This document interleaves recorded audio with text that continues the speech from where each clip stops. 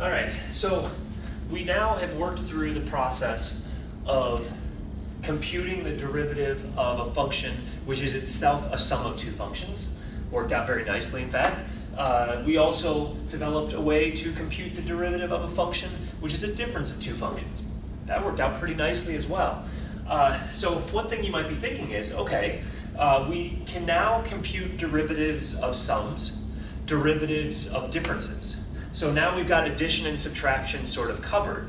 And as you think about this, like in your own life and your own education, when it came to adding numbers and subtracting numbers, and then you sort of got the hang of both of those, what's the natural next step? The natural next step is to, well, start dealing with multiplication. So here's a question, and here's our goal for this video. Let's find a way, let's develop a way to take the derivative of a function which is itself a product of two functions. And now, how could something like this manifest?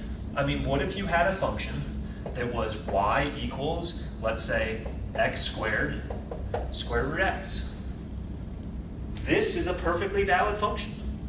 Put something in for x, you'll get something back in return.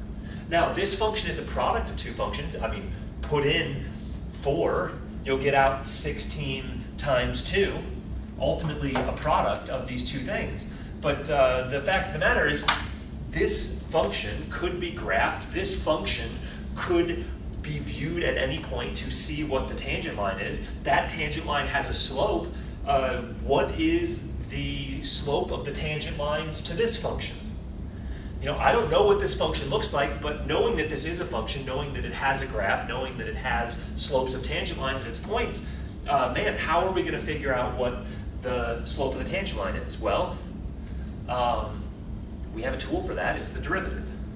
But rather than running through the derivative with this particular example, which is going to get cumbersome and nitty and gritty, let's run through the example in general so that then anytime we encounter a function which is itself a product of functions, we'll know how to deal with it.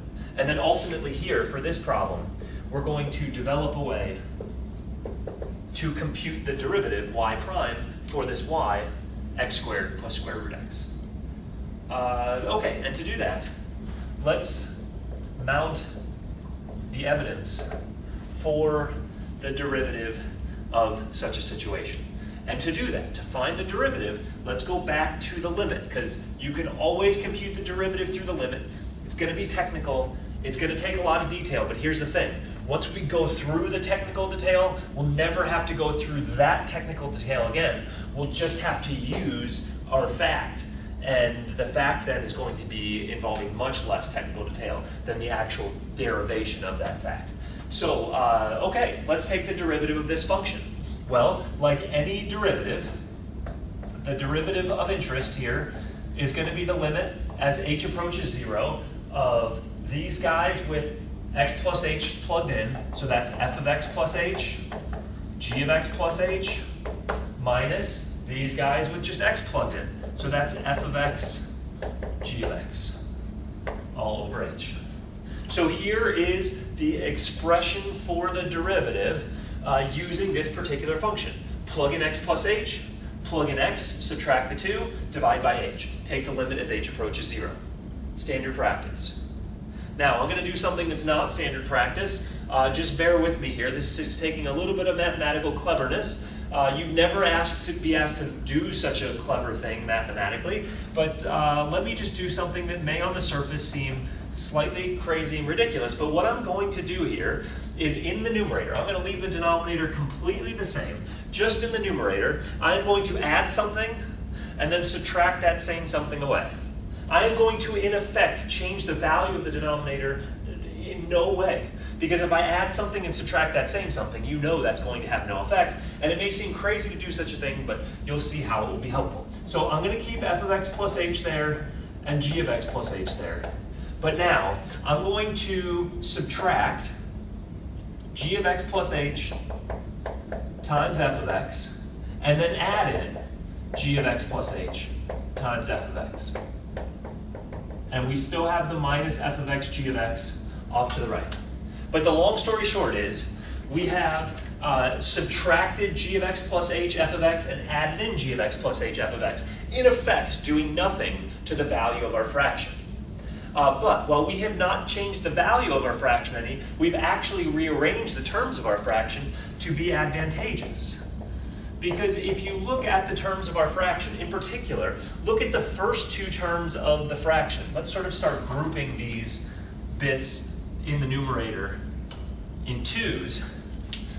Look at the first two bits. They both have a g of x plus h in common. So what I'm going to do is factor out the g of x plus h in common and get f of x plus h minus f of x. What about the second two terms? The second two terms, those have an f of x in common. So let me factor out the f of x from those. So we've got a plus sign in between. Factor out the f of x, and what's left is a g of x plus h minus g of x. And now as you look at what's in those parentheses, you can actually see something that actually relates to our standard derivative expression. I'm going to use a tactic that we used in our video about the derivative of a sum, which is to say, remember that if you have something like 4 plus 1 sevenths, you could write that as 4 sevenths plus 1 seventh. I'm going to use the exact same strategy here because note, this whole thing is written over h, and you've got these two long expressions being added together, but it's no matter. You've got something plus something else. Let's break that into its elemental computations. So we're going to do limit as h approaches 0 of g of x plus h, f of x plus h minus f of x all over h plus f of x plus h, g of x plus h minus g of x all over h. All we've done is taken each of our things being added and written them over an individual fraction.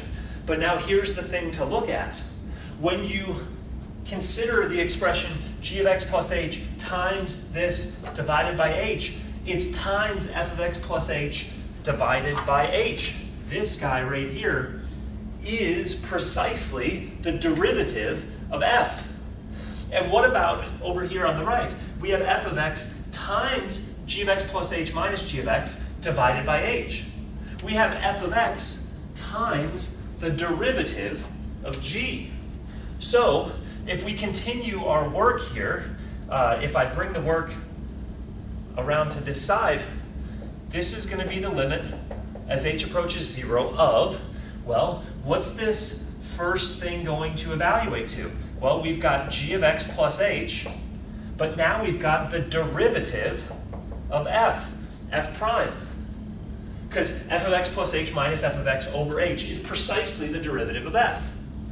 Now, what's being added to that? I'm going to run out of room here, so I'll put it down on the line below. We've got plus an f of x, but what follows that? What follows that is precisely the derivative of g. G of x plus h minus g of x over h. So whenever you take this long expression, you write it out, you get the following limit. And now when you look at that limit, there's only one piece of that limit that involves h, the thing that's going to 0. And when g of x plus h, as h approaches 0, well, x plus h, x plus 0, x plus 0 becomes just x. So this expression, whenever we let h go to 0, is going to yield what? G of x, f prime of x, plus f of x, g prime of x. So, we've worked through all the details. They're a little gory. It takes a little bit of time to go through. It takes a lot of algebra to follow along. You never have to do this on your own. You'll never be asked to do this again. But what we now have, and something that you will certainly be asked again, is how to take the derivative of a function which is itself a product of functions.